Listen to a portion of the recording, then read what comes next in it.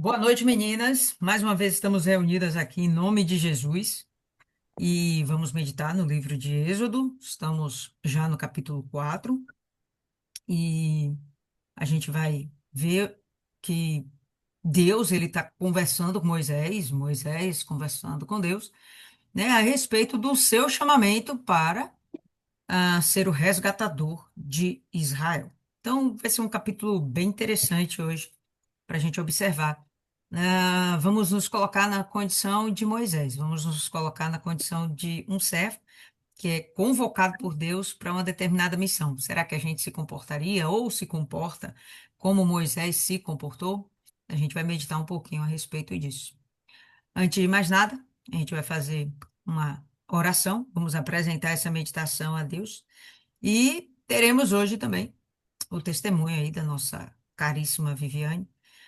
Vamos orar primeiro, depois vamos dar a palavra a ela e a gente continua com a meditação da palavra de Deus. Ok? Então vamos lá. Senhor nosso Deus, amado Pai, mais uma vez estamos aqui diante da tua presença e nós te agradecemos, meu Pai, por essa oportunidade. Que o Senhor hoje, meu Pai, venha nos acrescentar ainda mais a tua sabedoria, nos enriqueça, meu Pai, com teu tesouro e nos faça, meu Pai, prósperas em ti. Não estamos falando das coisas materiais, mas o que nós estamos pedindo, meu Pai, é realmente o Senhor nos auxiliar na nossa santificação. Que o Senhor venha nos acrescentar um conteúdo espiritual e nos faça cada dia mais fortes em Ti, mais enraizadas em Jesus. Que a nossa salvação, Pai, não seja tratada com relaxamento por nenhuma de nós, mas que a gente continue em frente, firme em nosso alvo. Que a Tua palavra venha fazer com que estejamos mais sábias, mais entendidas, conhecedoras de Ti e cada vez mais íntimas do Senhor. Assim, nós desde já repreendemos todo mal, toda distração, todo espírito contrário, meu Pai, ao nosso crescimento, ao Teu trabalhar em nossas vidas, que seja agora amarrado, repreendido em nome de Jesus. E que o Senhor, Pai, venha conduzir tudo que vai ser feito aqui essa noite. Nós estamos confiantes que o Senhor está dirigindo tudo e assim nos acrescentando cada dia mais. Em nome do Pai, do Espírito, em nome do Senhor Jesus, nós entregamos essa meditação em tuas santas mãos. Amém. E graças a Deus. Amém, povo lindo. Então, vamos ter aí agora a nossa caríssima Viviane com a palavra. Fala aí, Viviane, um pouquinho da sua história, como você conheceu a Cristo, quem era você antes de Cristo e como é que você está hoje, depois de Cristo ter entrado na sua vida. Tá certo. Boa noite, meninas. Muito bem. Hoje eu estou aqui que eu fui convidada, né, para contar esse testemunho de quem eu era, né, antes de conhecer o Senhor Jesus. Eu muito nova, lá para os 17 anos, 15, 16, 17 anos, eu tive depressão depois que eu terminei meus estudos, né, do ensino médio. Essa depressão, no entanto, ela veio assim do nada, não foi desencadeou, porque a maioria das pessoas tem depressão por perder alguém, por falta de algo ou de alguma coisa, mas no meu caso foi diferente. Eu creio eu que foi algo espiritual, né? Que Deus me fez, eu permitiu, me fez não, né? Deus permitiu passar por isso para poder conhecê-lo, né? Aí eu tinha um vazio muito grande, né? Dentro de mim. Eu nada supria. Eu lembro que a minha família, as minhas tias, que elas são sempre acolhedoras, né? São sempre próximas à minha família, umas com as outras. Aí quando me viam assim triste, cabisbaixa, eu chorava muito, não sabia o porquê que eu chorava. Muito, chorava muito. Era um vazio muito grande na alma, eu chorava muito. Aí elas faziam de tudo para me fazer feliz, né? Como a família faz, levar para passear, comprar algo para que você esteja bem, mas nada disso adiantava, nada disso preenchia, né? Ia Você, para médico, licença, era isso que eu ia perguntar. Você chegou a fazer algum acompanhamento médico, psicológico, psiquiátrico, alguma coisa? eu fui para um médico, eu lembro que eu fui para um neurologista, que essa neurologista, ela passou para mim medicamentos, né?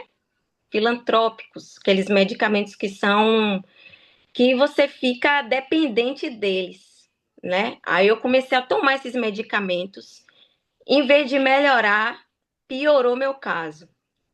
Piorou, gente. Eu não dormia, eu não me alimentava direito, eu perdi bastante peso. Perdi bastante peso, eu não dormia, sentia dores de cabeça constante que não passava por nada. Essa dor de cabeça que eu sentia, né? E tudo isso eu em busca de cura, né? E todo lugar que eu ia, gente, não tinha cura. Fui para um. Pode falar o nome aqui, né, dona Lília? Vai em frente. Fui para Jorei, não sei se vocês já viram isso. Jorei, que o povo faz passe assim com a mão. Ah, eu fui para lá, para esse lugar. Me fizeram até lavar. Ó, lave o banheiro que você vai ficar curada. Eu fazia de tudo para eu ficar curada, gente. Eu queria ficar livre daquela dor. Eu queria fazer de tudo que eu lavava o banheiro, ajudava lá nas coisas e nada de cura. Eu falei, meu Deus, que lugar estranho. Esse povo manda eu fazer essas coisas e não tô vendo nada, só piorando, piorando. Fui pro centro espírita, vinha tomar passe. Que negócio de passe, né? Hum. Lavar lá tomando passe na. Olha, piorou, piorou, piorou. Meu Deus, o que é isso? Não dormia. Era um inferno, era um inferno. Minha mãe bem sabe, e minha irmã aí sabe, que era uma coisa, gente, horrível. Não saía de casa, não conseguia sair de casa. Não conseguia. A minha casa era um cativeiro que eu não saía de casa. Nessa Não saía. altura, nessa altura você, 18 anos, por aí, 17, 18 anos, Isso. e estava fazendo provavelmente pré-vestibular, vestibular, Para estudar. O meu intuito era estudar, né? Fazer a e faculdade. estava conseguindo estudar, estava conseguindo ir para as aulas, alguma coisa, já tinha passado, como é que foi? Minha vida parou. Minha vida parou, eu não trabalhei, não estudei, não fazia nada. Eu não fazia nada, gente. Aí eu ia para todos, gente, todos os lugares. Eu fui atrás de cura e nada, nada, nada, nada. Só que dentro de mim, eu não sabia. Ó, é Deus. Dentro de mim, eu tinha uma certeza de que eu iria sair daquele problema que eu estava sentindo, mas não sabia o quê. Eu não sabia o quê, mas dentro de mim eu tinha uma certeza que aquilo que eu estava passando iria mudar, né? Porque era uma coisa terrível. Dores de cabeça, tomava remédio controlado, não dormia. Sabe o que é não dormir? Não dormir, não dormia. Eu não dormia, gente. Mesmo tomando medicação. Mesmo, nada. Aí teve um momento que teve uma vizinha minha. O primeiro contato que eu tive com a Bíblia, com a palavra de Deus, foi uma vizinha minha, que ela era cristã, só que era de outra denominação. Ela veio de falar de Jesus para mim, né? Como eu não entendia nada, nada da palavra de Deus, não sabia de nada, nem o que era, nem porque meus pais, eles foram católicos, mas não era um católico que ia para a igreja, não falava da palavra de Deus. Eu não tinha entendimento sobre isso. Aí essa vizinha minha, ela abriu a Bíblia, falou da palavra de Deus para mim. Eu não lembro no momento da palavra, né? Mas ela falou de Jesus, falou para mim se eu aceitava ele, que ela pegou e me chamou para uma igreja, na época era pentecostal. Eu fui para essa igreja, né? Ah, você vai ter que fazer uma corrente de 7 semanas. Eu fui. Melhorou?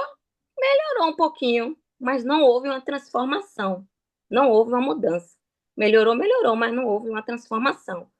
Aí eu comecei a cismar porque eu vi umas coisas lá muito estranhas. Aí, ó, não é para mim isso aqui. Aí eu saí. Aí começou a piorar, piorar, piorar, piorar.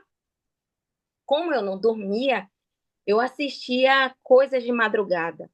Aí veio uma programação da igreja, né? O pastor convidando, eu via muitos testemunhos, testemunhos de câncer, né? Aí quando eu vi esse testemunho de câncer, eu falei, meu Deus, se Deus curou essa mulher de câncer, o que eu tô passando é nada. Então eu vou lá. Aí eu falava, minha mãe, Vamos lá que eu vou ser curada. Aí eu comecei a ir com a minha mãe. No primeiro dia, na época que o descarrego, que hoje era sexta, era dia de terça-feira, né? Isso. Aí eu comecei a ir na terça-feira para a igreja. Eu ia, comecei a ficar assustada que eu nunca tinha visto, né, libertação, nada disso. Eu comecei a ficar assustada, ficar assustada. Aí tinha um pastor lá, que na época era Iburde, que hoje eu não sei se ainda existe Iburde, né? Esse pastor, cheguei lá, ele comprou a briga por mim. Ele comprou essa briga. Ele começou a me ensinar a falar de Deus, né, para mim, que Deus iria me tirar daquela situação, que era para eu seguir firme. Aí ele começou a falar do Espírito Santo, que era para eu buscar o Espírito Santo e continuar nas reuniões de libertação. E isso eu fiz obedecendo. Então, cada semana eu lembro que na minha primeira semana que eu não dormia, eu pedi para Deus, meu Deus, eu quero dormir, eu quero dormir. Aí, como esse pedido Deus me ouviu, eu dormi. A minha cama, gente, a minha cama, o travesseiro, eu não me esqueço até hoje. Parecia que era uma nuvem, parecia que minha cama era um céu, uma paz muito grande, muito grande. Aí eu consegui dormir. Aí vi, pô, Deus está nesse lugar. Aí eu comecei a ir. Aí eu comecei, comprei uma Bíblia bem pequenininha, que eram umas letrinhas bem pequenininhas. Eu comecei a ler a Bíblia. Eu lia muito a Bíblia. Sem saber, eu comecei a ler. E tudo que eu lia, na época era o Bispo Sérgio que estava aqui. O Bispo Sérgio falava lá no altar, eu procurava na palavra de Deus para ver se estava certo, batia. Falei, esse homem é de Deus, tá batendo aqui, tá tudo certo. Até quando ele falava o Pai das Luzes, aí eu encontrei essa palavra Pai das Luzes na Bíblia. Eu falei, meu Deus, então tá tudo certo, então Deus está aqui. Aí pronto, eu me batizei, tudo direitinho. Fui certinho para as correntes de libertação, de cura. Aí eu tive encontro com Deus lá, né? Deus se revelou para mim, ele falou comigo, eu ouvi a voz dele, bem audível. Se alguém falar para mim que não é, eu não, eu, é uma coisa, é uma certeza tão grande que não tem como, não existe uma pessoa dizer para você que não é. Não existe. Se vir alguém para dizer que não é, não é inconfundível, é incomparável e é uma coisa que te dá uma certeza, sabe? É uma certeza muito grande, porque ele fala tão assim claro para você que não tem como você duvidar que alguém quer algo, ou se alguém falar coisa para você, você dizer não é, não tem como. Aí eu lembro muito bem que quando eu li a palavra de Deus, não é como o estudo agora, né? Que a gente tem mais o entendimento. Quando lia, aí eu falava com ele, eu questionava Deus, gente, eu questionava quando eu lia, eu não sou sua filha, eu não me sinto a sua filha, como é que eu te adoro em espírito e em verdade, como é isso? Eu falava com Deus, eu perguntava, questionava isso para ele.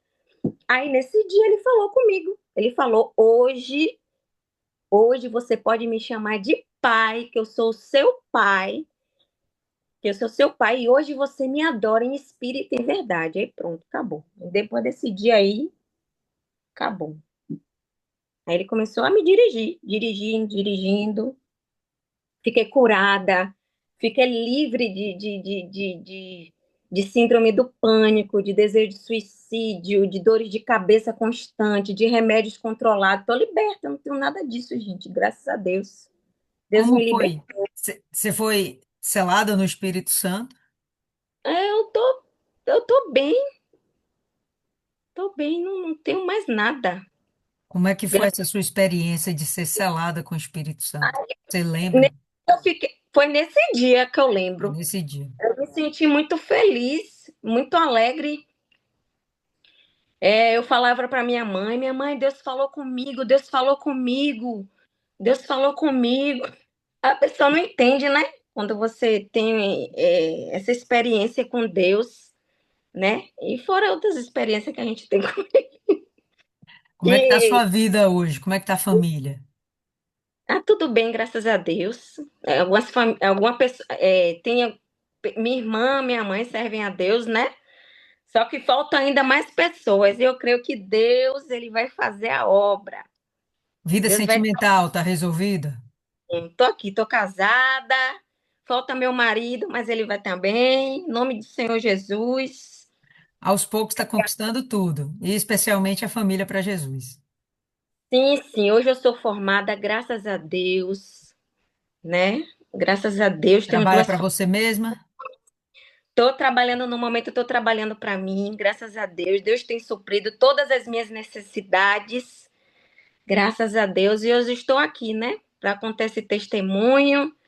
É, a gente agora somos testemunha, né? As testemunhas do Senhor Jesus. Exatamente. Pela misericórdia dele, estou aqui, né? Para contar isso. E Que se quantas não são as pessoas hoje que sofrem com a depressão? E eu depressão acredito puramente, piamente, que não existe depressão que seja de causa física. Para mim, todo tipo de depressão, ela tem um fundo espiritual e eu não consigo ver de outra forma. Remédios não curam. Eu nunca vi nenhuma pessoa contando sua história. Ou tomei o remédio, fui curada da depressão. Ou ela é curada pelo poder de Deus, ou vive lá doente, tomando remédio, com síndrome do pânico. Todo o histórico aí que você contou. Então, muitas pessoas hoje em dia, né? Até o século passado, já se dizia que a depressão era o mal do século. Nós estamos entrando em um outro século, praticamente 20 anos, né? De um novo século, 26 anos, e a história continua a mesma. É o mal do século, né? A depressão. E E a eu gente, creio que a depressão é um vazio na alma, é uma falta mesmo de Deus, né? Que esse vazio, o único que preenche é o Senhor Jesus. Então, essa pessoa que está passando por esse tipo de problema, você está em busca de muitas coisas, né? De pessoas, de médicos, de psicólogos. Eu não sei o que, é que você está em busca, mas eu creio que você buscar o Senhor Jesus, ele vai curar você, ele vai sarar essa ferida, ele vai curar sua alma. Busca o Senhor Jesus que você vai ser preenchido, vai ser feliz. e outra, buscar Jesus onde realmente se prega Jesus. Porque Sim. hoje nós temos uma variedade de igrejas e denominações e seitas onde se fala de Jesus, mas verdadeiramente não há manifestação do poder de Deus nesses lugares. E acontece de muitas vezes as pessoas serem enganadas nesses lugares e acabar ficando decepcionadas com Deus, porque elas não aprendem uma fé verdadeira e aprendem a seguir homens, né? Você despertou rapidinho e acabou buscando o verdadeiro Deus em um lugar que realmente se prega a verdade. Não que seja o único lugar, mas esse lugar aí deu certo para você, né? E a palavra de Deus também, né? Contribuiu para isso. Sem sombra de dúvidas. Então, isso aí. Vamos em frente, povo lindo. Parabéns aí pela sua fé, dona Viviane. Obrigada aí por compartilhar com a gente. E vamos aí para Êxodo. Em breve nós teremos aí outros testemunhos, viu, povo lindo? Vamos nessa. Êxodo, abra aí sua Bíblia e vamos começar aqui.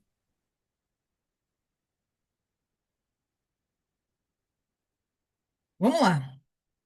Gostaria só de recapitular um pouquinho com vocês o seguinte: a gente viu em Êxodo 3 que Moisés ele vai ter aquele encontro com Deus, né? Ele tem aquele encontro com Deus, aquele momento onde ele fala com Deus de lá de dentro da sarça. E não sei se vocês lembram ou se vocês pararam para observar. Deus ele estava chamando Moisés e dando uma missão. Lembra aí no verso 10, Êxodo 3:10, é, Deus falando, ó, vem agora, pois, eu te enviarei a Faraó para que tires o meu povo, os filhos de Israel, do Egito. E Moisés disse a Deus, quem sou eu para que eu vá a Faraó e para que eu tire os filhos de Israel do Egito? Aí Deus simplesmente responde, né? E ele disse: certamente estarei contigo. Pronto. Por que que eu estou chamando a atenção disso aqui? Porque eu observei que houveram algumas etapas nesse diálogo entre Deus e Moisés, e em primeiro momento, quando ele chama Moisés, a primeira coisa que Moisés tem é temor de chegar diante de Faraó. E Deus, de uma forma talvez rasa até, né, bem breve, ele fala: eu estarei contigo. Ou seja, a situação Faraó está tranquila, está resolvida. A partir daí, o que que ele vai fazer? Ele vai começar a tratar com os filhos de Israel. Vocês lembram disso? E aí, ele, a partir do verso 13, ele vai dizer assim: eis que quando eu vier aos filhos de Israel e lhes disser, o Deus de vossos pais me enviou a vós, e eles me perguntarem qual é o seu nome, que direi a eles? Então, aqui Moisés está pedindo argumentos para falar com Israel. E aí a gente vai ver que existe uma série de falas da parte de Deus para com Moisés, para que Moisés esteja convicto de que vai dar certo. Quando ele falou sobre Faraó, ele falou rapidamente, vai dar certo. Mas quando ele fala de Israel, aí ele fala e fala e fala e fala. E aí agora a gente vai entrar no capítulo 4. E o que a gente vai observar é que ele vai voltar a falar aqui de Faraó em um breve momento também, mas ele vai falar muito mais de como tratar Israel e depois ele vai falar como tratando com Moisés. E eu percebo que isso é bem interessante, porque o próprio Deus está organizando tudo para que Moisés vá seguro. Moisés aqui está sendo chamado, pessoal, e esse é o primeiro contato que ele realmente está tendo com Deus, pelo menos é o que a palavra revela. Até então, o contato que ele teve com pessoas de Deus foi com os seus pais, e nós sabemos que ele ficou muito pouco tempo com os seus pais, ainda bebê, provavelmente, né? Menino, criança, né? Muito novinho. Ele foi entregue para o Egito, né? Para a filha de Faraó. E depois disso, a experiência que ele vai ter é com Jetro, que era sacerdote de Deus em Midian. Mas nesse intervalo de tempo entre ele ser um menininho, né, 3, 4 aninhos, e se encontrar com Jetro em Midian, caramba, se passaram aí quase 40 anos. E nesses quase 40 anos, ele não conhecia Deus. Como ele foi ensinado dentro da cultura egípcia, faz que ele conhecesse todos os deuses do Egito. Não fica claro se ele servia os deuses do Egito. Aparentemente, não. Mas ele não tinha também intimidade com o Deus de Israel. Por que eu digo isso? Porque aparentemente é o que a gente vê no texto. Depois que ele vai para Midian, que ele se encontra com Jetro, eu acredito que Jetro teve uma excelente influência, uma forte influência, na vida espiritual de Moisés. E depois a gente vai perceber que ele tem esse encontro com Deus. Aí agora sim, ele está falando boca a boca com Deus. Já vimos que ele teve um momento de temer a Deus e agora ele está mais, vamos dizer assim, à vontade, conversando com Deus. Deus deu a ele essa liberdade, vamos dizer assim. Pouquíssimas vezes nós vemos esse tipo de interação com Deus. A maior parte das vezes, Deus dá sonhos e visões para os seus servos. Mas aqui, ele está falando boca a boca com Moisés. Estão tendo mesmo um diálogo, tá certo? Então, vamos lá. Êxodo 4:1. E respondeu Moisés e disse: mas eis que eles não crerão em mim, nem ouvirão a minha voz, pois dirão: o Senhor não te apareceu. Quem são eles? Estamos aqui falando ainda de Israel. Israel, em princípio, poderá duvidar. E, bom, talvez Moisés até pensasse que Israel duvidaria, porque nesse momento talvez ele também esteja duvidando. Eu penso que ele está querendo mais provas de que ele está falando com Deus, Criador de todas as coisas, Deus de seus pais, né? Deus já se revelou para ele assim. E ele aqui está procurando mais conversa. Se ele tivesse tão seguro do que de com quem ele estava falando, eu acho que não caberia mais nenhum outro tipo de pergunta. Se você recebe uma missão, nós aqui hoje, né? Recebemos a missão, ó. Deus fala contigo e diz: você tem que ir ali e fazer isso e isso. Você vai questionar Deus? Pô, Deus, espera aí, será que eles vão acreditar em mim? Não, será que eu faço dessa forma? Eu faço assado, faço cozido? Provavelmente você só obedeceria. Não sei. Ou a gente teria um comportamento como o de Moisés, de ficar questionando Deus. Não, Deus, mas será? Ou como será? Enfim, mas eles não crerão em mim, nem ouvirão a minha voz, pois dirão: o Senhor não te apareceu. Era uma argumentação plausível? Era. É todo dia que a gente ouve falar que Deus apareceu para alguém? Não, né? Então, era cabível essa inquietação de Moisés? Era. E disse-lhe o Senhor: o que há em tua mão? Ele disse: um cajado. Em algumas versões está escrito vara. E ele disse: lança-a na terra. E ele a lançou na terra. E ela se tornou uma serpente, uma cobra. E Moisés fugiu dela. Então, naquele momento, até Moisés ficou assustado com o que ele viu. Primeiro, que o nome disso é maravilha, né? O poder de Deus manifesto, maravilha. Já falei com vocês. Para gente, o conceito de maravilha é algo bom. Para a Bíblia, é algo extraordinário, né? Não tem necessariamente aquela conotação de ser algo bom ou ruim. É algo extraordinário. Pode ser bom, pode ser ruim, mas é extraordinário.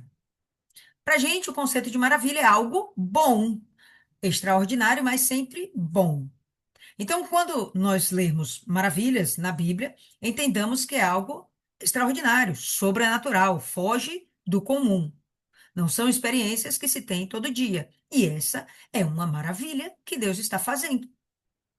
Então, Moisés vai lá, lança o cajado, a vara na terra, né? Ele, como pastor de ovelhas, tinha o cajado na mão, bordão, enfim. E ele joga, lança no chão. E quando aquilo se transforma numa cobra, é de se esperar que você se assuste, no mínimo, né? E então ele foge. Uma reação humana natural. E o Senhor disse a Moisés: estende a tua mão, toma-a pela cauda. E ele estendeu a sua mão e a pegou. E ela se tornou um cajado em sua mão, uma vara. Então ela se tornou, a serpente se tornou novamente o que ela era, que era um cajado. Isso em si, Deus está ensinando a Moisés, ou ensinando a Moisés, com que intenção? De convencer Israel. Mas vamos combinar que, primeiramente, quem está sendo convencido é o próprio Moisés? Vocês concordam comigo? Olha lá. Ah, ele estendeu a sua mão e pegou, e ela se tornou um cajado em sua mão, para que eles creiam que te apareceu o Senhor, Deus dos seus pais, Deus de Abraão, Deus de Isaac, Deus de Jacó. Então, só isso aqui já era algo sobrenatural, extraordinário, maravilhoso. Quando ele fizesse essa, como é o nome disso, gente? Lá, esse feito, né, perante Israel, Israel, opa, não, então, peraí, é verdade. A gente nunca viu essas maravilhas aqui. com esses deuses egípcios, milhares de deuses.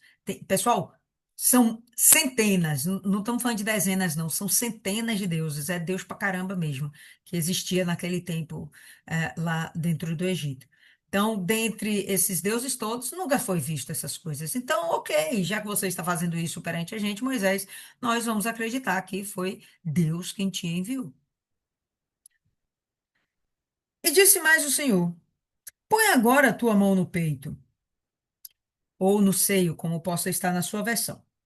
E ele pôs a mão no seu peito, e quando a tirou, eis que a sua mão estava leprosa, como neve.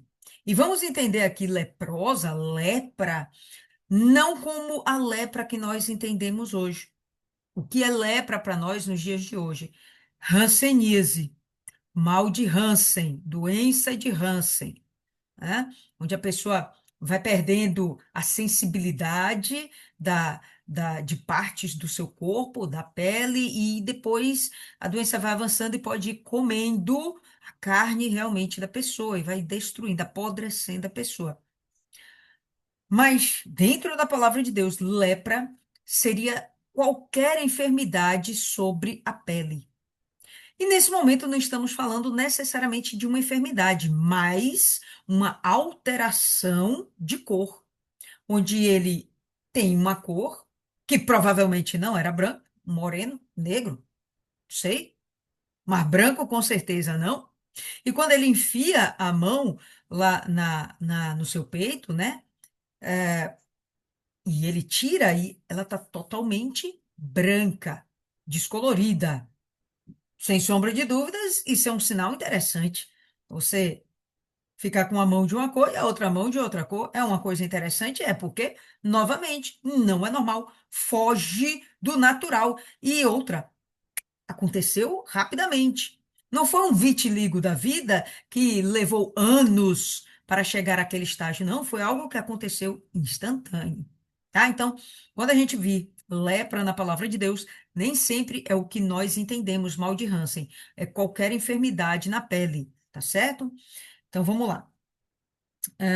E para que eles creiam, perdoa, é, verso 7. E disse: põe a tua mão no peito de novo. E ele novamente pôs a mão no peito, e quando a tirou do peito, eis que se tornara como a sua outra carne, ou da cor da outra, da sua outra mão, né? Depende aí da versão que você está usando, mas, enfim, a mão voltou ao normal. Bom, isso não poderia ser um truque de mágica. Isso tinha que ser algo realmente sobrenatural. Israel acreditava em Deus. Israel poderia estar submetida ao jugo egípcio, mas Israel acreditava em Deus. Tanto que, quando Israel clama ao Deus vivo de Israel, criador de todas as coisas. E esse Deus ouve, e a partir daí, é por isso que estamos tendo essa conversa agora. Depois que o povo clamou a Deus lá no Egito, então Deus levantou, está trabalhando para levantar um libertador para Israel. Nesse caso, tratando aqui com Moisés. E acontecerá que, se eles não crerem em ti, nem derem ouvidos à voz do primeiro sinal, então eles crerão na voz do segundo sinal, ou derradeiro. E acontecerá que, se eles não crerem também nesses dois sinais, nem derem ouvidos à tua voz, então tomarás água do rio, Rio Nilo, e a derramarás sobre a terra seca. E a água que tirares do rio se tornará em sangue sobre a terra seca. Então, Deus está proferindo aqui para que Moisés execute três maravilhas para convencer Israel de que Moisés é enviado de Deus.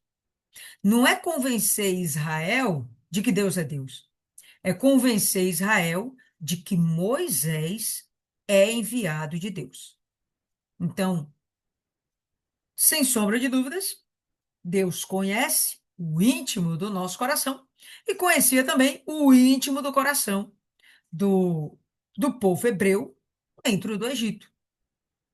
E certamente era um coração endurecido. Por que certamente? Vamos lembrar, povo lindo, depois de 400 anos é que eles vão levantar um clamor a Deus? Depois de 400 anos. O coração estava endurecido, né, pô? Tava rolando uma incredulidadezinha aí. Eles sabiam que o Deus de Israel existia, mas eles estavam apáticos quanto a isso. E eles não tinham uma reação de fé sobrenatural. Talvez eles esperassem que caísse do céu a bênção. Mas quando eles decidem clamar, depois de 400 anos de escravidão, e não são nem só 400 não, 400 anos, né? São 430 anos. Porque teve aqueles 30 anos de paz e depois 400 de escravidão. Então, depois de 430 anos, é que esses caras vão buscar Deus. Era um povo que tinha um coraçãozinho duro, né? Então, Deus, conhecendo a naturezinha ruim desse povo, ele já disse: olha, você vai praticar uma maravilha, duas, mas se não der certo, tu faz a terceira. Então, eles crerão que você é meu enviado, né? Verso 10. Percebe, pessoal, que Deus ele tá tendo trabalho, nem começou ainda o trabalho com realmente dentro do Egito, né? Isso aqui ainda está no deserto, está lá diante do Horebe, né? Uma conversa, um bate-papo, mas Israel já está dando trabalho. Deu trabalho lá no capítulo 3, está dando trabalho aqui também, percebe? E disse Moisés ao Senhor: ó meu Senhor, eu não sou eloquente, nem até agora, nem desde que falaste ao teu servo, mas eu sou lento de fala e de uma língua lenta. A sua versão pode estar: eu sou pesado de fala, de boca e pesado de língua. Acredita-se que ele era gago e cabe perfeitamente esse entendimento de que Moisés fosse gago. Cabe, cabe. A gente vai ver lá no livro de Hebreus, se eu não me engano, né, Pavolindo? Eu mostrei isso para vocês. Esqueci agora qual foi o livro, me perdoem, mas a gente vai ver lá na frente, no Novo Testamento, alguém exaltando Moisés porque ele falava eloquentemente. Mas aqui Moisés, ele diz que ele não fala eloquentemente. Ele é pesado, ele é lento, ele é gago. Nesse momento, ele já foi convencido de que, se Deus o estava enviando, Israel o aceitaria. Faltava agora convencer Moisés de que sim, ele poderia ser enviado e que Deus era com ele. Agora, a partir de então, o que a gente vai observar é essa conversa, né? Esse esforço, esse trabalho de Deus para com Moisés. Verso 11. E o Senhor lhe disse: quem fez a boca do homem? Quem fez o mudo, o surdo, o que vê ou o cego? Não fiz eu, o Senhor? Então, realmente cabe aqui que ele tivesse algum tipo de enfermidade, cabe porque o que Deus está falando são sobre pessoas que têm algum tipo de deficiência. O surdo, o cego, o mudo. Então, todas essas pessoas, quem fez? Deus está dizendo, fui eu que fiz. E se eu fiz e eu quiser usar, eu vou criar os meios para isso. O que ele estava querendo dizer para Moisés é que se eu te fiz assim e estou te chamando assim, quem é você para dizer que não? Portanto, vai, e eu serei com a tua boca e te ensinarei o que dirás. Então Deus está dizendo que você pode até não ser capaz, Moisés, mas como eu vou contigo, você se tornará capaz. E é uma história que nós entendemos hoje muito claramente. Quem de nós aqui tem grandes capacidades? De repente você tem um dom, uma capacidade, uma habilidade diferenciada, mas você não vai usar isso para todas as situações onde você, ou melhor, você não vai usar só isso para todas as situações onde você vai ser enviada por Deus, né? Pode ter situações onde, por exemplo, um dom seu é falar bem. Já em determinadas situações, o que vai precisar é que você se cale. Será que você vai ter esse domínio próprio de ficar calado e só ouvir? Tem gente que não consegue, né? A língua quer sair da boca. E vice-versa. Um dos seus maiores dons é a paciência. Você ouve. Mas será que em determinado momento não será necessário que você fale? Seja lá como for, nós temos dons e capacidades naturais, inatas, Deus nos deu. Outras que são sobrenaturais, Deus nos acrescentou. Mas em tudo isso é Deus quem vai usar e Deus vai guiar como que ele vai fazer. Tenho certeza que já houveram muitas situações em que vocês se surpreenderam com a reação de vocês, com o comportamento de vocês diante de alguma situação, seja para evangelizar, seja para você conversar com alguém, seu patrão, seu professor de escola, né? Uma argumentação que você teve que defender, sei lá, uma atitude que você teve que tomar, uma decisão que você teve que tomar e exigiu de você um comportamento tal que você surpreendeu. Nossa, eu fiz isso. De repente você é muito tímida e você não consegue se expressar direito. Mas naquele dia, com aquela pessoa, você soube reagir, se defender, partir para cima. Estou falando de violência, não. Estou falando de você ter atitude e de você se posicionar, certo? Então, Deus está falando isso aqui.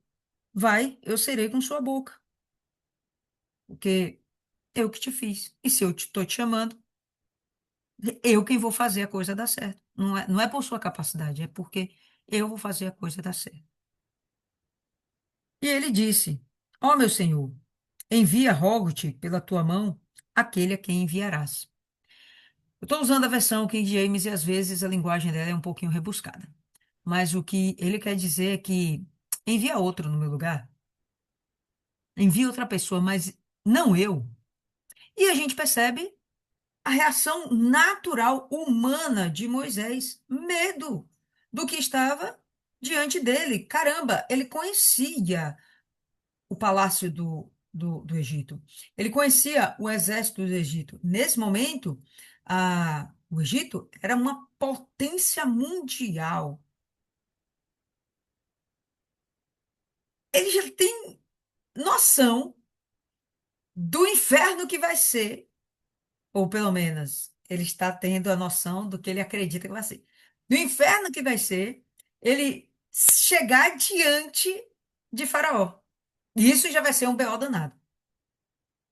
Chegar diante de Israel, uma nação, que até então não é nação, mas é um povo, que já não o reconhecia como um líder. Lembra que ele foge do Egito e ele descobre que ele é conhecido como assassino porque dois israelitas rejeitaram a autoridade dele, o conselho, o cuidado dele? Então, aqueles israelitas não aceitaram. Como ele foi um assassino, ele já sabia que o outro ia morrer, ou melhor dizendo, que ele ia morrer, ele matou, ele ia morrer. Ele também não queria dar testa com o Egito, com Faraó. O que ele faz? Ele foge, ele não tinha lá o apoio de ninguém. E aí Deus chama ele para enfrentar justamente aquelas pessoas que ele sabia que não teria apoio nenhum. Então é natural ele chegar e temer. Caramba, eu estou tão bem aqui. Tenho minha família, meus dois meninos. Tenho aqui meu sogro, sogrão, gente boa pra caramba.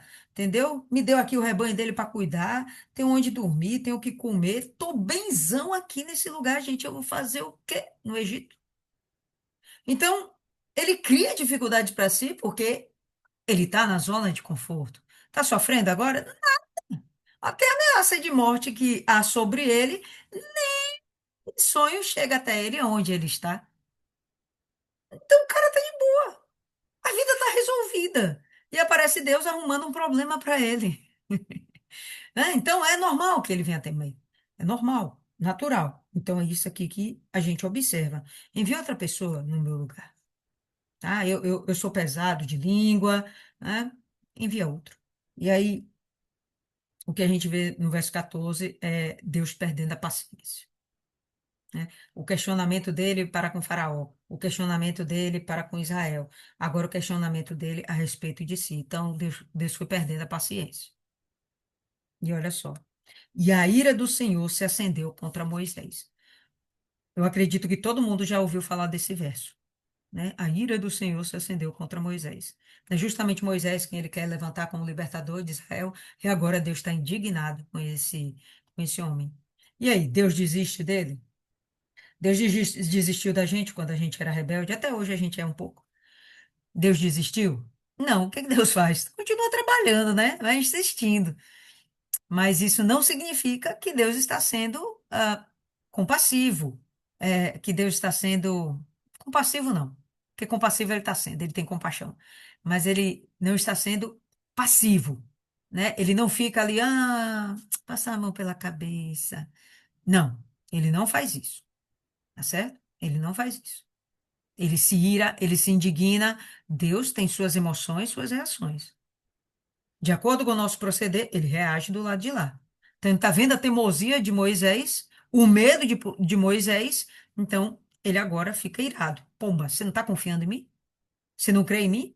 Que no final das contas, o medo que ele está tendo é de verdade uma forma de incredulidade. Todos os medos que nós temos, de alguma forma, é uma forma de incredulidade. A gente não confia que Deus vai nos prosperar, a gente não confia que Deus vai nos guardar, a gente não confia que Deus está cuidando da nossa família, a gente não confia que Deus vai transformar aquele fulano. Tenho medo disso, medo daquilo. É uma incredulidade. Então, por que que Deus se ira aqui nesse momento? Eu penso que é justamente porque ele percebe a incredulidade de Moisés, a teimosia de Moisés em querer fugir do seu chamado, revela a incredulidade de que Deus será com ele, né? Por causa de tantas perguntas. E o, o estado de prostração, de não querer sair da zona de conforto que ele está, certo? Mas a ira do Senhor se acendeu contra Moisés e ele disse: Não é Arão, o levita, teu irmão? Sei que ele pode falar bem. E eis que ele está vindo para encontrar-se contigo. E vendo-te, se alegrará em seu coração. Coisas estão acontecendo em Israel enquanto eles estão lá no Egito. Quais as coisas que aconteceram, notórias até aqui, ah, que Moisés não participou? Moisés nem está sabendo, né? Um, houve uma reação, uma manifestação da fé dos hebreus, eles fizeram um clamor, e eles agora estão indo atrás do seu, ah, de um membro seu que já havia se levantado em favor deles, ao menos por duas vezes. Quando? Uma quando matou o egípcio e a outra quando tentou apartar uma briga entre dois israelitas. Um que poderia ser um líder para eles, porque teve coragem, ele teve coragem e um senso de justiça para refrear aquele que estava agredindo, maltratando um israelita e tentar parar uma briga, uma contenda entre dois israelitas. Talvez lá dentro do Egito, os hebreus estejam percebendo que, poxa, Moisés é uma excelente opção para estar aqui junto com a gente. O que Deus está falando é que Arão já está vindo buscá-lo. Deus está revelando para Moisés o que está acontecendo lá no Egito. Ele já falou no capítulo 3, olha, ah, Israel levantou um clamor, o meu povo levantou um clamor para mim. E agora ele está dizendo, olha, seu irmão está vindo atrás de você. Então, seu irmão fala bem, então vamos ver aqui o que que Deus vai fazer. O resto da estratégia que o próprio Deus está criando, né? Para aplacar o medo, o temor de Moisés. Vendo-te se alegrará em seu coração, e tu falarás a ele, e colocarás palavras na sua boca. E eu serei com a tua boca e com a dele, e vos ensinarei o que deveis dizer. Então, ele vai levantar Arão como um porta-voz de Moisés. Então, Moisés vai prepará-lo antes. Olha, Arão, você vai falar assim, assim, assim. Tá? Então, quando você chegar lá diante do povo, quando você chegar diante de Faraó, você vai falar por mim. Mas a gente vai perceber em várias vezes que, ao longo aqui do texto de Êxodo, que sim, Moisés se reporta ao povo e ele mesmo também se reporta a Faraó. Então, com o passar do tempo, ele foi perdendo medo, foi adquirindo confiança, e eu penso que ele perdeu essa boca pesada, essa língua pesada, né, essa língua lenta, e se tornou eloquente como no Novo Testamento a gente vê se referindo a respeito dele. Né? Ele deixou de ser um para ser outro. Aliás, foi no livro de Atos, quando Estevão está se referindo a respeito de Moisés, né? No seu discurso apaixonado, que está lá no capítulo 7, eu acho. Mas enfim, está em Atos. Então, volta para cá. Vamos nessa. E ele será seu porta-voz ao povo. E assim ele te será por boca e tu lhe serás por Deus. Então Deus ia usar Moisés como seu porta-voz. Agora, Deus vai falar com Moisés, Moisés será como Deus para Arão e Arão será o seu porta-voz. E tomarás este cajado em tuas mãos com o qual fará os sinais, as maravilhas, os grandes feitos que nós já vimos aqui, né? Deus ensinando a ele como deveria fazer. E Moisés partiu e voltou a Jetro. Então, lembra que ele estava lá diante da sarça, porque ele encontrou a sarça, porque ele estava apacentando o rebanho de Jetro. Recebeu a missão, Deus chega para lá nele, agora ele vai, não tem para onde fugir, pousa sobre ele agora a responsabilidade de ser um libertador, ainda que ainda não exista esse nome sobre ele nesse momento, mas ele volta para Jetro imediatamente para cumprir o chamado de Deus. Isso aqui eu achei muito legal, né? Então, ele não perdeu mais tempo. Depois que ele entendeu, caiu a ficha, depois que ele viu um pouquinho da ira de Deus, como foi que ele viu a ira de Deus? Talvez a entonação da voz de Deus, né? Brabo lá. Provavelmente. Ele entendeu que não dava mais para contender com esse Deus. Chegou, já deu. Então ele vai e simplesmente obedece. E Moisés partiu e voltou a Jetro, seu sogro. E lhe disse: Deixa-me ir, rogo-te, e voltar a meus irmãos que estão no Egito e ver se ainda vivem. Ele não revela para Jetro a verdade, percebe? Ele só fala para Jetro que ele vai ver os irmãos para ver se ainda estão vivos. Deixa eu ver né, quais eram os irmãos dele, Arão, Miriam. Deixa eu ver os irmãos. Mas ele não fala, olha, Deus me enviou ao Egito. Não sei por que ele teme, não entendi muito, mas enfim, é o que ele faz, né? Ele omite isso de jeito. Deixa-me ir, rogo-te e voltar a meus irmãos que estão no Egito, ver se ainda vivem. E Jetro disse a Moisés, vá em paz. Não sei, sinceramente. Mas enfim, não houve resistência de Jetro, né? Jetro anuiu imediatamente. E disse o Senhor a Moisés em Midian, ainda em Midian, vai, volta ao Egito, pois estão mortos todos os homens que procuravam tirar-te a vida. Por que Deus não falou isso antes? Dois motivos.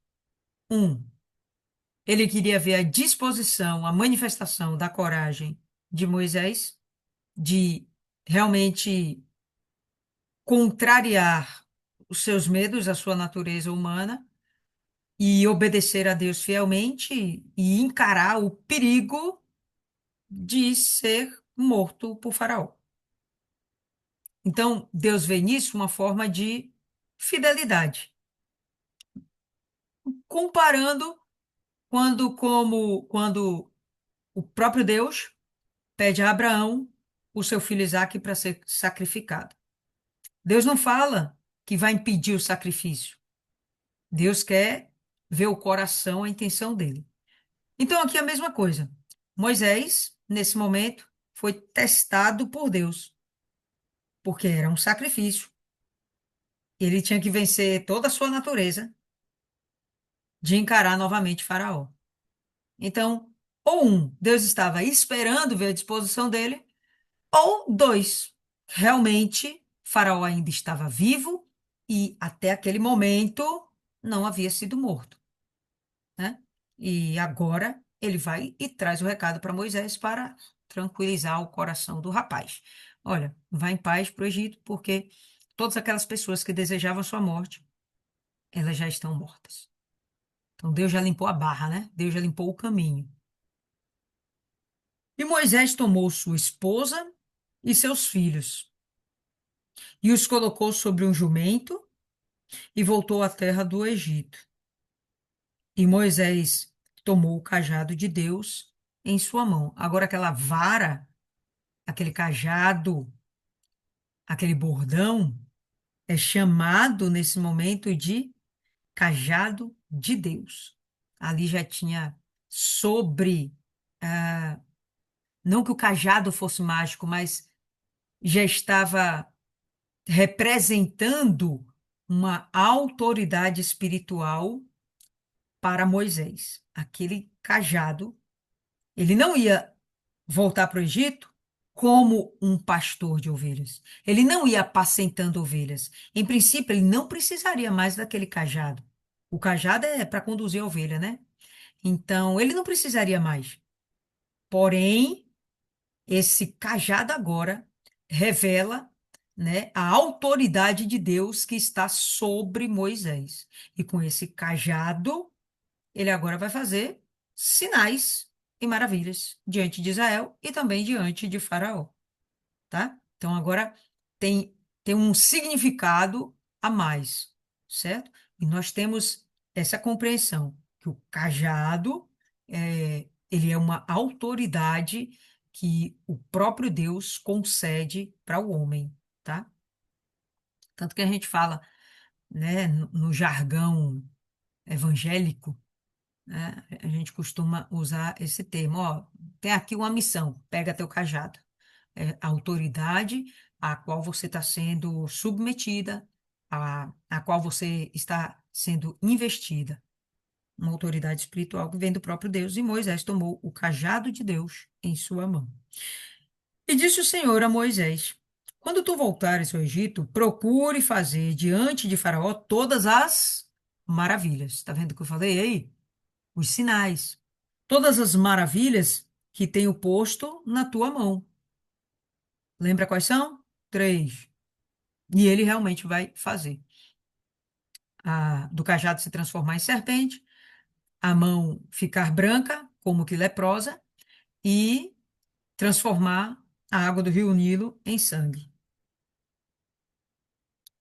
Quando tu voltares ao Egito, procure fazer diante de Faraó todas as maravilhas que tenho posto na tua mão. Mas eu vou endurecer o seu coração, para que ele não deixe o povo ir. E tu dirás a Faraó: assim diz o Senhor: Israel é meu filho, o meu primogênito. Quando a gente vê isso aqui, a gente imagina logo, pô, Israel é o primeiro filho. E não seria, né, povo lindo? Israel não é o primeiro filho. Se a gente for começar a contar aí essa genealogia de Israel, eu entendo que o primeiro filho não seria também Abraão, seria Isaque, o filho da promessa. Então ele poderia dizer, Isaque é o meu primogênito. Mas ele fala de Israel. E aqui eu entendo que ele não está falando de Israel, Jacó. Ele está falando de Israel, um povo. Esse era o primeiro povo de Deus. Por quê? Porque em Abraão serão abençoadas todas as famílias da terra, todas as nações. Então, Israel é só o primeiro de muitos povos, de muitas nações que se rendem até nos dias de hoje já, ao próprio Deus. Pessoas que fazem parte de nações, ou melhor, nações inteiras que inclusive se confessam cristã. Está lá no estatuto, né, na Constituição daquele país, né? Religião oficial cristã. Tem alguns que falam, né? Católicos, islâmicos, e tem aquelas que assumem cristã. Então, Israel é uma primeira nação, é o primeiro, mas é o sentido de primeira nação, primeiro povo de muitos. Tu dirás ao faraó, né? Assim diz o Senhor, Israel é meu filho, o meu primogênito. E eu te digo, deixa meu filho ir, para que me sirva. E se te recusares a deixá-lo ir, eis que matarei o teu filho, o teu primogênito. E aconteceu que a caminho, em uma estalagem, em uma hospedaria, o Senhor se encontrou com ele e tentou matá-lo. E esse é um verso, sinceramente, bem confuso. Por que que Deus tentou matar Moisés? Se Deus chama a ele, por que que agora tenta matá-lo? A gente percebe que Moisés tinha lá também suas dificuldades. Tem algum momento que a gente vai ler na palavra de Deus que fala que Moisés era muito manso, era um cara muito tranquilo, era muito de boa, era muito fácil uma pessoa com esse tipo de personalidade ficar acomodada, né? Então, Deus está desistindo de Moisés? Deus não desiste de propósitos. Deus está investindo em Moisés, está tratando Moisés, cuidando. Ficou irado uma vez, está irado outra vez, mas ele espera que Moisés desperte. Tem coisa, povo lindo, que é Deus que faz. Tem coisa que é a gente que faz. Não tem para onde correr. E vencer a própria natureza faz parte do nosso sacrifício, do nosso tomar a cruz, seguir a Jesus, negando-se a si mesmo, né? Então, ele não tomou aqui uma determinada atitude, e a gente vai ver que ele não toma a devida atitude. Então, olha só, o Senhor tentou matá-lo. Então, Zípora, que era sua esposa, tomou uma pedra afiada e cortou o prepúcio de seu filho e o lançou aos pés dele. E disse: Certamente és esposo sanguinário para mim. Eu não entendo por que que ela usa esse termo, sinceramente, eu não compreendo direito. Eu li algumas coisas, mas nada me convenceu. Se vocês tiverem aí algum entendimento, compartilha comigo. Não entendo, mas eu entendo o porquê dela ficar irada com ele. Eles estão saindo numa missão, perfeito? Eles já saíram de Midian e estão no estalagem, na hospedaria. Se eles estão na hospedaria, é porque eles saíram de onde eles estavam habitando. Botou os dois filhos lá no jumentinho, junto com a esposa, e perna que te quer, eu vou para o Egito. No meio do caminho, que ninguém vai fazer essa viagem toda em um dia, então vou parar na hospedaria. Chega na hospedaria, ele tem uma experiência com Deus. E provavelmente ele relata isso para Zípora. Como é que Zípora se apercebe disso? Como é que Zípora fica sabendo que que Deus está zangado com ele? Né? Deus falou foi com ele, não falou com Zípora. Como foi que Zípora ficou sabendo? Então, provavelmente ele relatou. E o que foi que ele relatou? O que Zípora fez foi circuncidar o filho. Não fala que foram os filhos, fala que foi o filho. Ele tinha dois. Provavelmente ele foi circuncidado pelos próprios pais, porque ele foi até os 3 meses de idade, ele estava lá com Joquebede e Arrão. Então, oitavo dia, qualquer israelita já teria circuncidado seu bebezinho. Então, Moisés era circuncidado. Se ela só circuncida um, é porque o outro, mais velho, provavelmente, já estava circuncidado. A questão é, por que o segundo também não já estava circuncidado? O que aconteceu? Provavelmente, Zípora se frustrou com o comportamento de Moisés. E o que eu vejo aqui é que ela perde o respeito por ele. Quando a mulher perde o respeito pelo marido, é uma coisa complicada. E o que me dá a entender aqui é que ela percebeu que ele era muito mole. E nessa de ele estar muito mole com coisas que deveriam ser levadas a sério, com as coisas espirituais, pessoal, ele não era mole para trabalho. Ele não lhe faltava coragem. Ele era um cara destemido, pô. Ele era um cara para frente, ele tinha um senso de justiça, mas para coisas espirituais, parece que ele ainda estava meio devagar. Zípora era filha de um sacerdote. Talvez ela tivesse um desenvolvimento espiritual e que ela esperava que o marido também tivesse. Então, quando é que é aplacada a ira de Zípora? Ou melhor, de Zípora não, perdoa.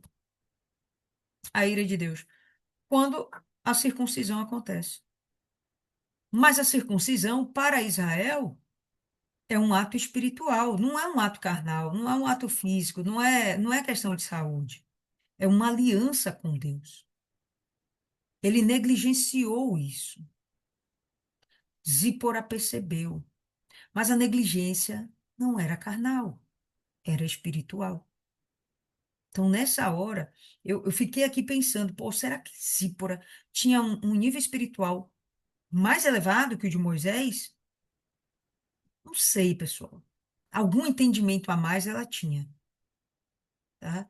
Porque ela chegou e ela toma a decisão. Não era ela que tinha que circuncidar o filho, era Moisés. Era o homem que circuncidava o seu filho, tá? E ela vai e toma atitude, porque o homem não o fez. E aí eu não sei por que que ela fala do esposo ser sanguinário. Eu não entendo isso. Assim, ele o deixou ir. Em outras versões, fala que ela o deixou.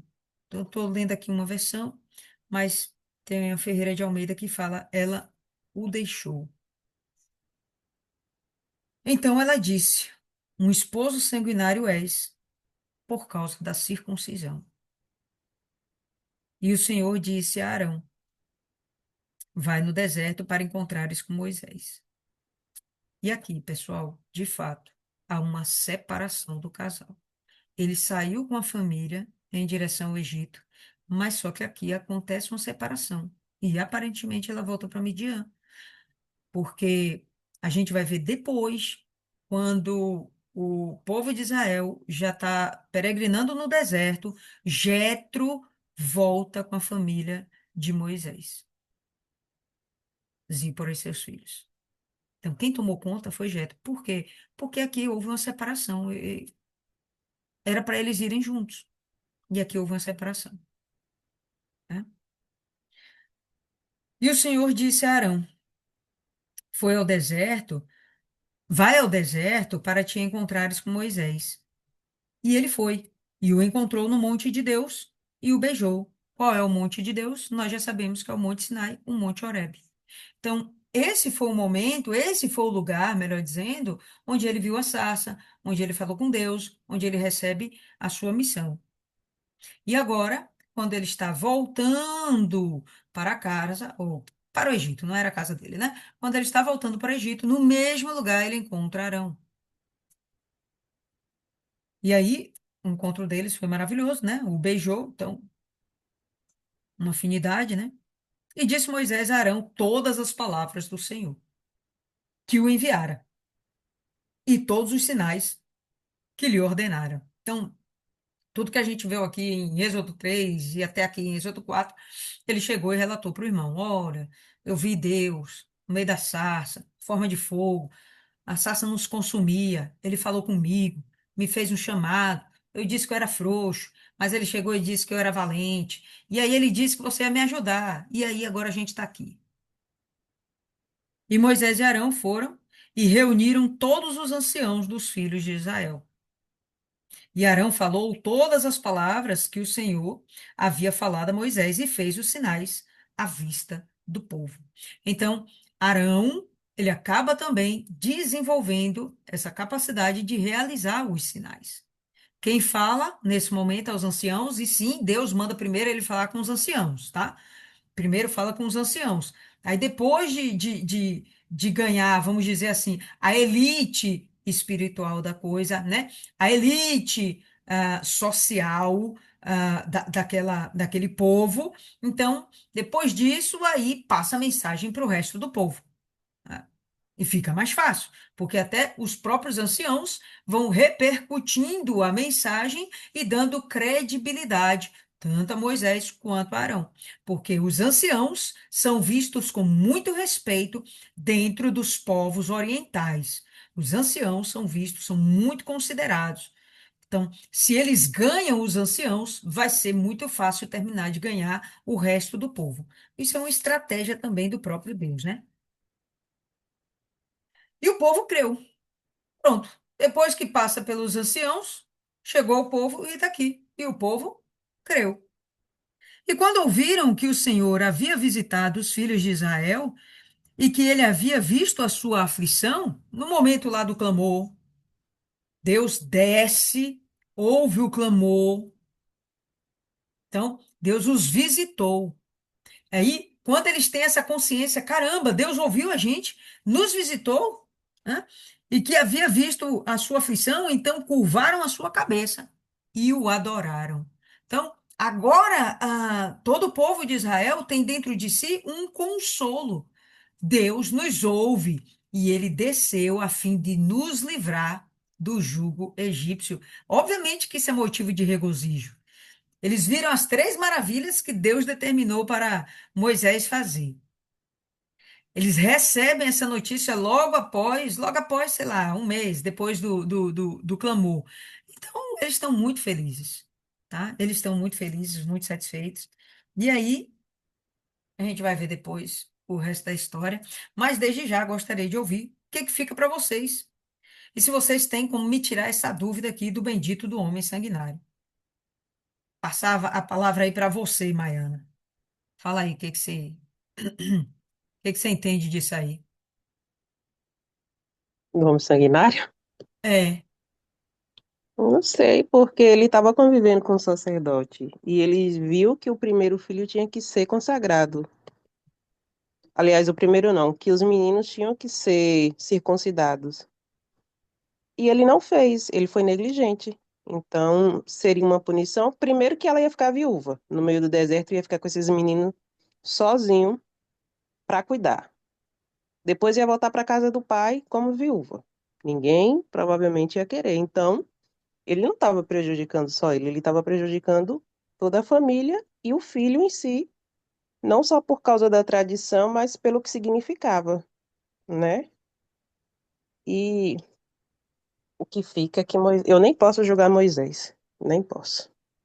Não tenho nem moral. Porque se tem uma pessoa que já deu desculpa para Deus, foi eu, sem preguiça. Mas à medida que Deus vai respondendo para ele, vai ficando claro por que que Moisés teve tanta paciência com aquele povo.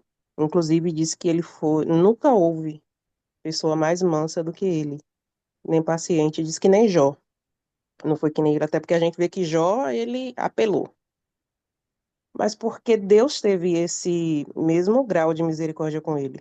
Que Deus poderia simplesmente estalar um dedo, fulminar ele, ele ia cair duro lá de um infarto e pronto. Mas não, Deus foi tendo paciência com ele e ele aprendeu essa paciência com o próprio Deus. Então, era justo ele ser paciente com aquele povo, amar aquele povo na mesma medida em que ele foi amado.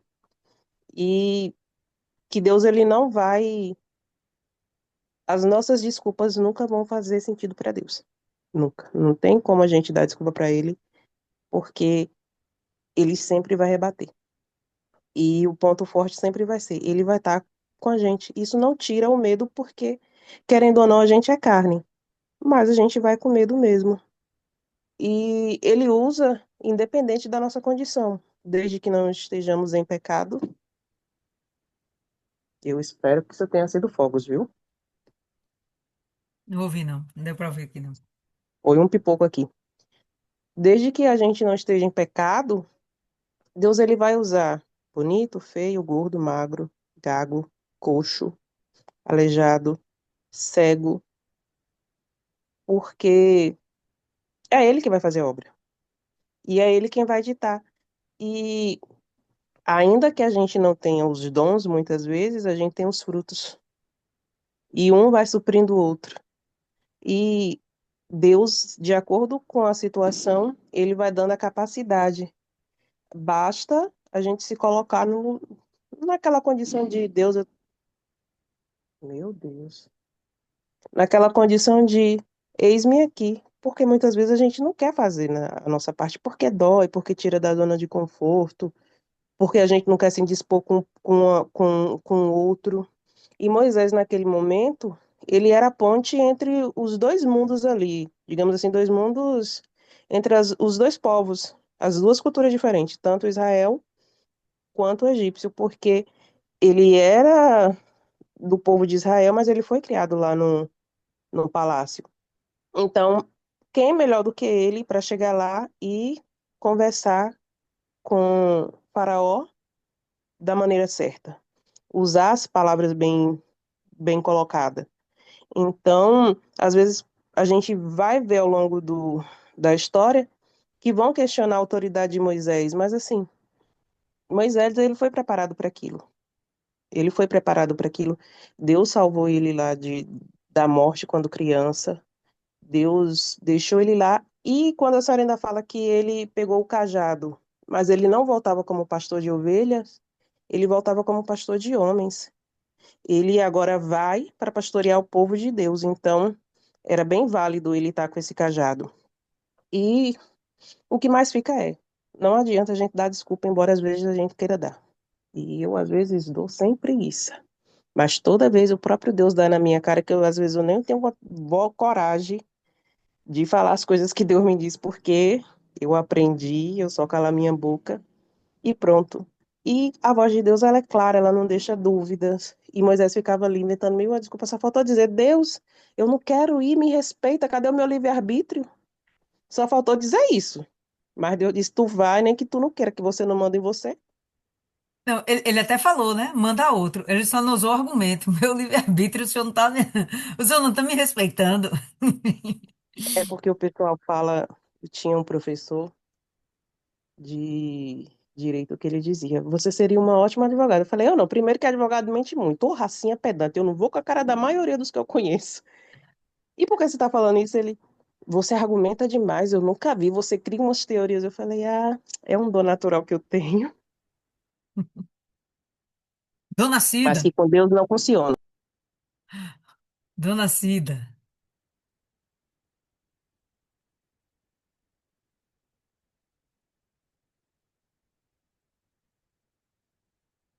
Dona Cida, quando demora assim, não pode falar. Fala aí, Vanessa.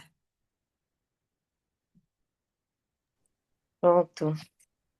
Boa noite, pessoal. Boa. Eu fiquei aqui refletindo, né? Meu Deus, que privilégio, né? De Moisés falar com Deus, né? Mas ao mesmo tempo também eu entendo o medo dele. Uma missão bem assim grande, né? Enfrentar um país, o Egito, que era uma potência, né? onde tinha um governador que teve um passado, né, um histórico com ele do passado. Eu entendo todo esse medo dele. E assim, trazendo para nossa vida, é que às vezes Deus dá uma missão para a gente duvida da nossa capacidade, né? Por mais que a gente abra a Bíblia e fale, eu sou contigo, missão que eu estou dizendo também espiritual, de trabalho, qualquer coisa, quando ele bota alguma coisa para a gente fica com aquele medo, até entendo esse medo de Moisés. Mas Deus, ele é tão poderoso que ele nos ajuda a seguir em frente e vai com a mão dele poderosa com a gente, né? E sobre Zípora, meu entendimento, ela era medianita, né? Eu acho que a cultura dela era diferente da dele.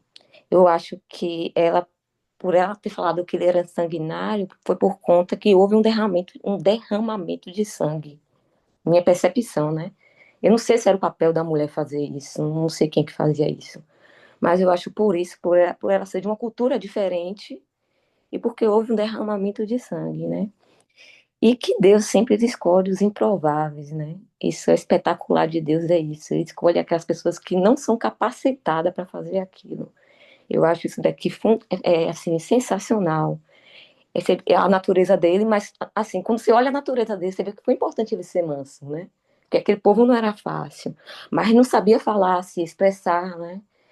Sabia falar, mas não assim, a fala dele não trazia segurança para o ser gago. Então, assim, você vê que Deus, ele é perfeito. Foi esse o entendimento que eu tive. É, uma coisa agora que me chamou a atenção, quando Jesus ele vai e escolhe seus 12 discípulos, todos eles tinham algum BO, né? Tinha alguma falha na sua conduta, na sua percepção, de caráter, mas Jesus também não desistiu de nenhum deles. Por quê? A mesma coisa aqui de Deus. Por que que não desistiu de Moisés?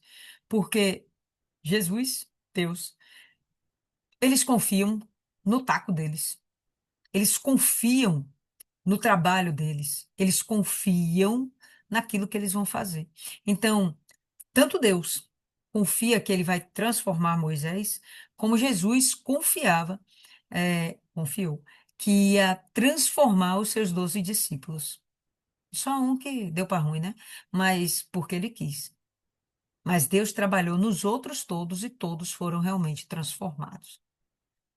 A, a autoconfiança a autoconfiança de Deus é que garante o resultado dele na vida de uma pessoa, no propósito dele. Que nós, como vidas, servos de Deus, somos propósitos na mão de Deus. Cada um aqui com seu propósito, com sua missão, cada um aqui com seus detalhes específicos, de uma forma generalizada, ganha almas, mas cada uma no nicho, cada uma com um jeito, né?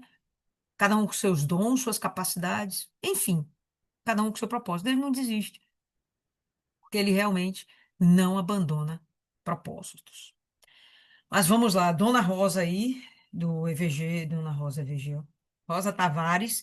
E aí, Rosa, você conclui fazendo a oração final, por favor.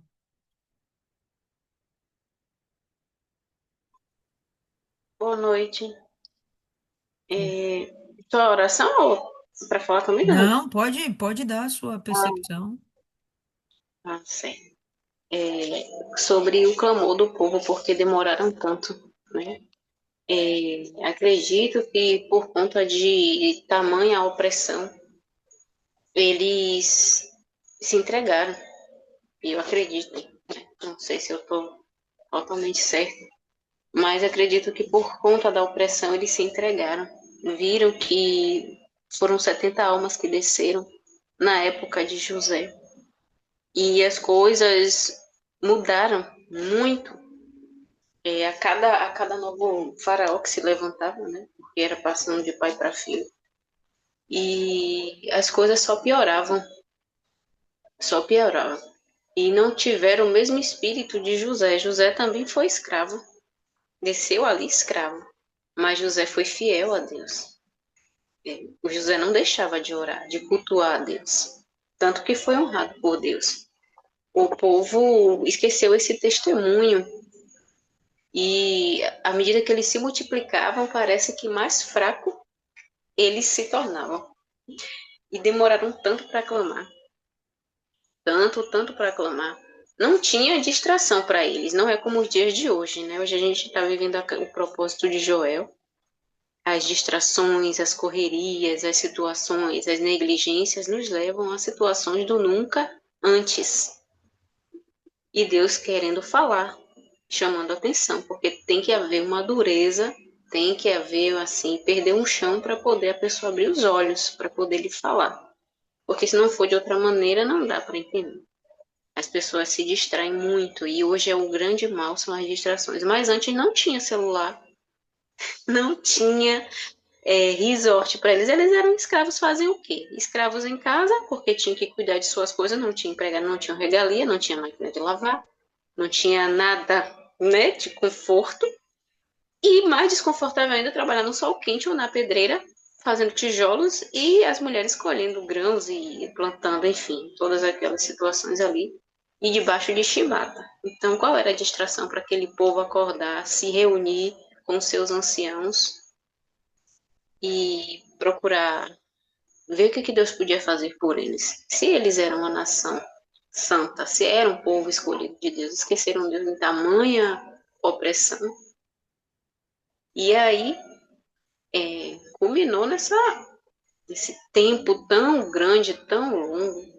Demoraram muito, muito mesmo para buscar o Deus Todo-Poderoso que eles já tinham e contavam as histórias, né? Os mais velhos contavam as histórias para os mais novos. E será que ninguém conseguiu se atentar? Mas enfim, antes tarde do que nunca, conseguiram aí essa libertação e Deus também estava preparando, né? E o que me invoca aí é esse cronômetro de Deus, que Moisés, depois de 40 anos, e tudo acontecendo, e preparando Moisés, tirou Moisés dali, tal, porque o tempo dele é diferente do nosso. Bom que isso acontece.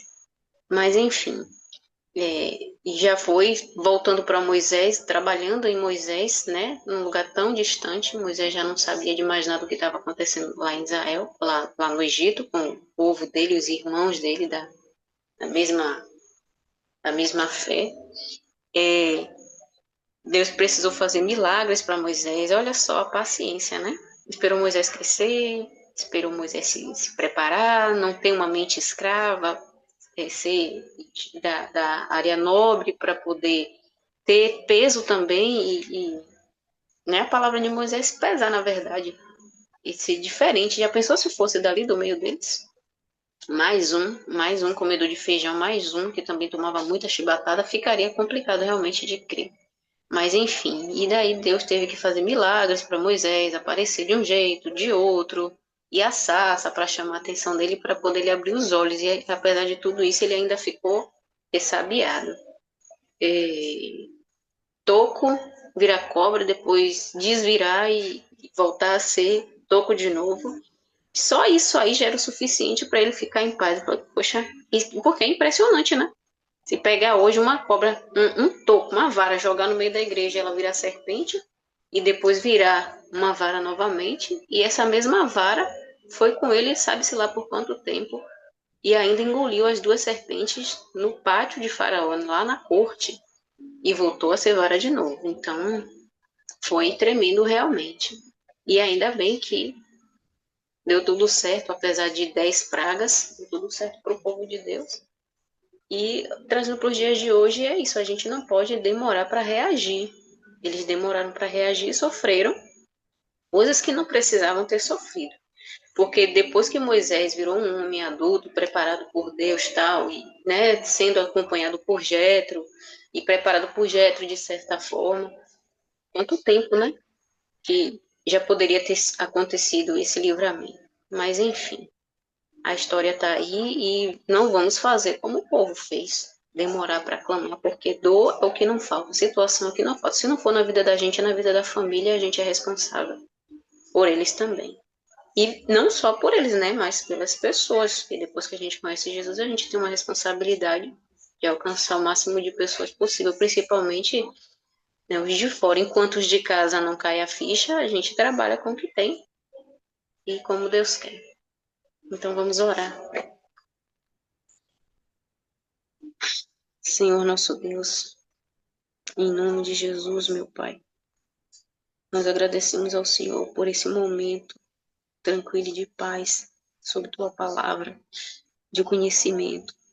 Que o Senhor venha abrir a nossa visão e que nesse domingo seja um domingo diferente para cada uma de nós. Que venhamos seguir cada propósito de maneira ferrenha, aplicada, dedicada, absorvendo cada palavra que sai da Tua boca, nos atentando cada vez mais, já que os dias são maus e os tempos são diferentes. Hoje a gente não vive numa escravidão de pedreira, de chibata. Hoje a escravidão é outra. As distrações nos atrapalham. Que a gente possa se voltar mais e mais para o Senhor e viver e depender da Tua palavra. Que aqui está toda a nossa bússola para o Teu reino. Trabalhe em nossa mente, nosso coração. Nós queremos acordar, estar atenta, despertar a cada pregação, a cada propósito. Que hoje em dia a gente está vivendo o propósito de Joel, do nunca antes. Todo mundo tem uma situação. E o Senhor não quer que a gente viva assim, sendo o tempo todo corrigido. O Senhor quer que a gente acerte, não quer que a gente erre, para a gente não sofrer. Então abre o nosso entendimento, a nossa visão. Lava-nos do alto da nossa cabeça, a planta dos nossos pés. Que nós não venhamos estar na igreja, na tua presença, na verdade, com pecados escondidos, com situações que desagradam o teu Espírito Santo, o tempo todo ali, frágil, débil, se arrastando. Não, não é mais tempo disso, meu Deus. É tempo da gente reagir, de vigiar mais, de orar mais, de jejuar, de buscar voltar ao primeiro amor, de estar aceso, de estar atento. Que o Senhor venha fazer essa chama acender cada vez mais, porque o tempo passa e Ele é o nosso inimigo. E não deveria ser assim. Mas Espírito Santo, tenha misericórdia de nós, das nossas famílias, dos nossos parentes, dos novos convertidos. Que o Senhor visite cada hospital que foi levado a Tua palavra, para aquelas pessoas que estão por um fio. Coloque a Tua mão e faça a Tua vontade. Não deixe o diabo levar a alma de ninguém, se o Senhor assim não permite. Que essa pessoa possa dar testemunho e Te servir. E se for para morrer, que ela morra com arrependimento, com a salvação. Que o Senhor visite também os presídios, cada novo convertido, os familiares desses presidiários que estão lá, sempre visitando, aflitos.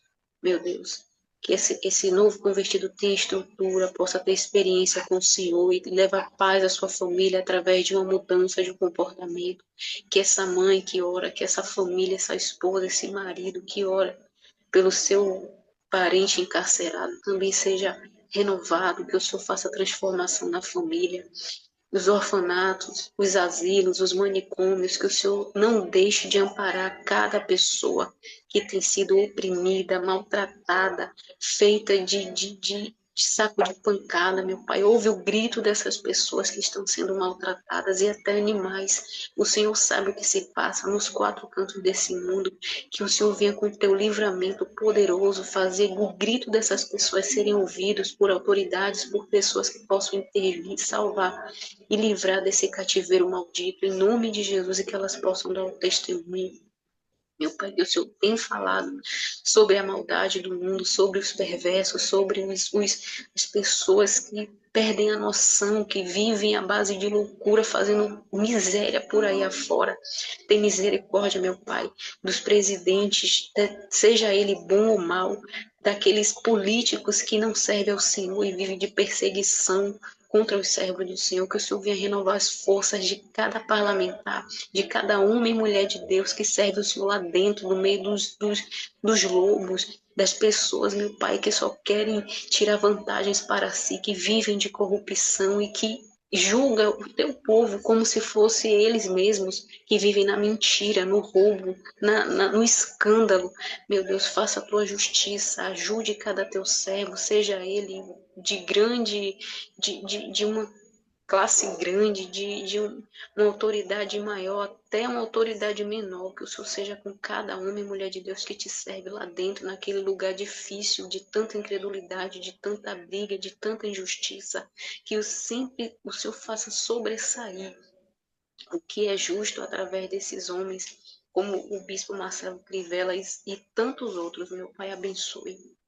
Em nome de Jesus, a Bahia, Lauro de Freitas, Salvador, que o Senhor abençoe o Brasil, que o Senhor tome nas tuas mãos, meu Pai, o teu povo, os novos convertidos, os que estão fracos, os que estão quase desistindo, que o Senhor chame a atenção deles, meu Deus, nesse domingo, seja na quarta-feira, na sexta-feira, através de alguém. O Senhor usou uma mula, o Senhor pode usar quem o Senhor quiser, a boca de quem quer que seja, para alertar essa pessoa que está à beira da morte, que está caindo para um abismo, meu Deus, espiritual. Tem misericórdia da tua igreja, viva o teu povo, em nome do Senhor Jesus. Dá-nos uma noite de sono abençoada, renova nossa saúde, nossa força para te servir todos os dias, para a glória do teu santo nome. Amém. Amém, povo lindo. Então é isso aí. Por hoje é só. E a gente se vê na próxima meditação. Deus abençoe a todas e tenha uma excelente semana em nome de Jesus.